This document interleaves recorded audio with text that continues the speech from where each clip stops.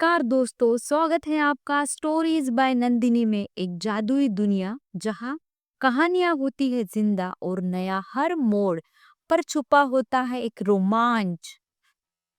शहर की जिंदगी आसान नहीं थी।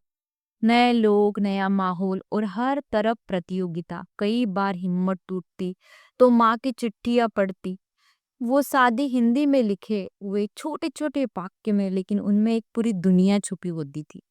एक बार उन्होंने लिखा था, क्योंकि मैं एक बार परीक्षा में फेल हो गई थी। दिल बैठ गया था। सोचा माँ को क्या बताऊं, लेकिन माँ को सब कुछ पता चल जाता था।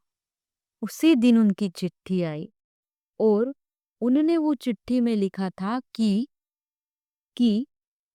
असफलता की कोई हार नहीं होती, वो तो बस सब सिखाती है कि अगली बार कहाँ संभलना है। कि असफल मुझे चिट्ठी पढ़ते पढ़ते ऐसा लगा कि असफलता ही एक सक्सेस की पहली सीढ़ी होती है।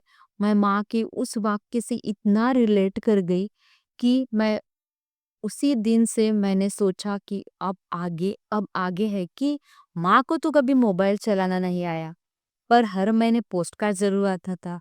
वो अपने लाइफ में उन्होंने कभी हार नहीं माना और उन्होंने कहा एक बार, और उन्होंने लिखा कि बेटी बेटी बेटी, मैं तो खेत में हल चलाती हूँ तो सोचती हूँ तू भी अपने तू भी अपने सपनों की जमीन जोत रही होगी।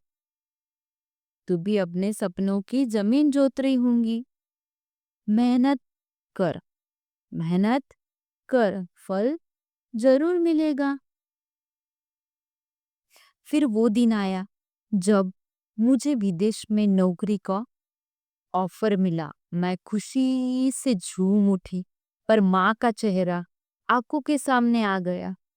मैं सोचती रही कि माँ को कैसे बताऊं, माँ क्या सोचती है, माँ को छोड़ पाऊंगी।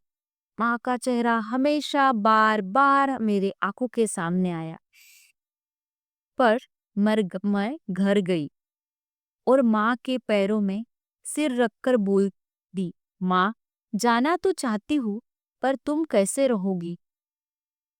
माँ ने मुस्कुराते हुए एक सिर पर हाथ रखा और बेटी, तू तो वो परिंदा है जिसे मैंने उड़ने के लिए पाला है। अगर तुझे रोक लिया तो मेरे पालने का क्या मतलब रहेगा।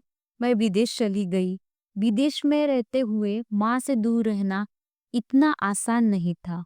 जब भी मैं फोन करती तो वह कहती कि मैं ठीक हूँ, मैं हमेशा ठीक ही हूँ, मैं ठीक हूँ। बस मैं तुम्हें हमेशा याद करती हूँ, तुम्हारी याद दिन दिन भर आती रहती है, मैं तुम्हें बहुत मिस करती हूँ। और एक दिन अचानक फोन आया, माँ को दिल का दौरा पड़ा है।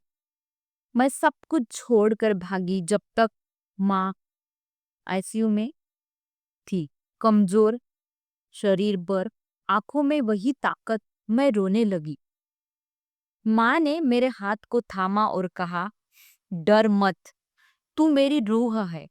डर मत, तू मेरी रूह है। डर मत, तू मेरी रूह है। डर मत, तू मेरी रूह है। मैं हमेशा तेरे साथ रहूंगी।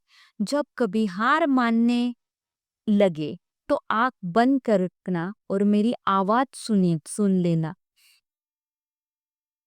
माँ तो चली गई, आंख बंद कर ली थी, आवाज सुन ली थी, लेकिन माँ इस दुनिया में नहीं थी। माँ तो चली गई थी।